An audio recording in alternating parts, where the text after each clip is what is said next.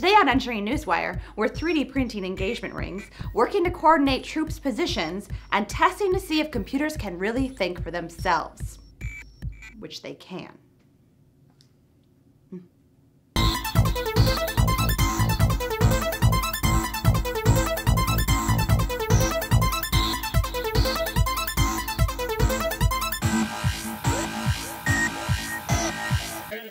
DARPA's new Persistent Close Air Support program is providing warfighters with advanced digital tools for situational awareness and targeting in place of legacy communication systems and traditional paper maps.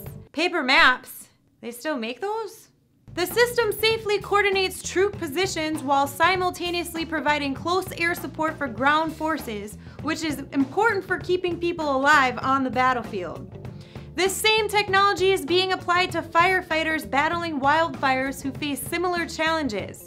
The need for situational awareness, precise coordination of airborne water drops, and ensuring fellow firefighters are kept safe from rapidly moving and shifting flames.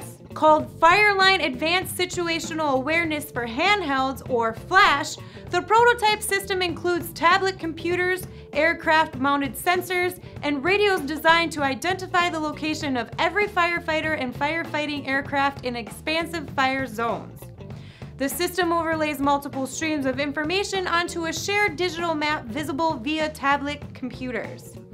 The FLASH system relies in part on mobile ad hoc networking radio technology, a technology with roots in seminal DARPA investments and now at the core of today's advanced wireless industry.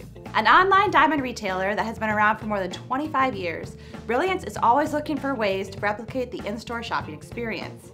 But they can't very well mail you diamond rings to try on before you buy them. So they have turned to 3D printing, which has also been around for more than 25 years. The process starts by filling out a custom design form in which you can include any images, files, or drawings for the designers to use. An in-house design specialist provides a quote, sending over 3D CAD drawings so you can make any changes that you want. The file is then sent to the casting team where a 3D printed wax mold is completed. The wax model is inspected for quality and the ring is carefully manufactured. But before you commit to a ring that you aren't quite sure about, Brilliance will let you try on a 3D printed ring for size, diamond shape, and carat size. If you have access to a 3D printer, the company will send you the files so you can print them yourself. But they can also print them for you and send them free through the mail. No.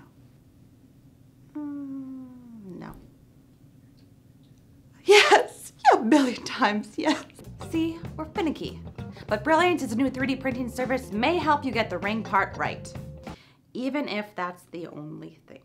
We're all familiar with that cliche scenario where artificial intelligence takes over. I need your clothes, your boots. I'm sorry, Dave. And your motorcycle. Well, now we're one step closer to making it all a reality. A team based in Russia, comforting, has developed what is thought to be the first computer program that has passed the Turing Test. The program, known as Eugene Goostman, that's right, they already have human-like names, successfully convinced 33% of its inquisitors that it was human. The Turing Test is named for its inventor and computer genius, Alan Turing. It says that a computer program can be considered thinking if it can dupe 30% of its human interrogators that it's human through 5-minute-long text conversations. This is what Turing laid out in his 1950 paper, Computer Machinery and Intelligence, as a standard for determining artificial intelligence. Now, though the program did in fact pass the Turing test, it is heavily argued that this is far from true artificial intelligence, and more a human conversation simulator that is run by scripts. Regardless, it can't be denied that this thing convinced more than a third of its questioners that it was actually human. Not only that, it brings to question what we truly consider intelligence. I mean, I could just be running a series of scripts, albeit far more complicated than Goostman. Of course, Newswire isn't that complicated. Whew. That's deep. Come with me if you want to live. Much better.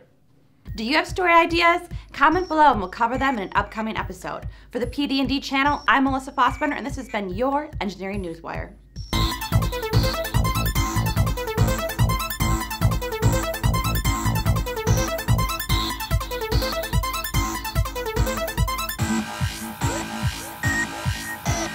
Thank you.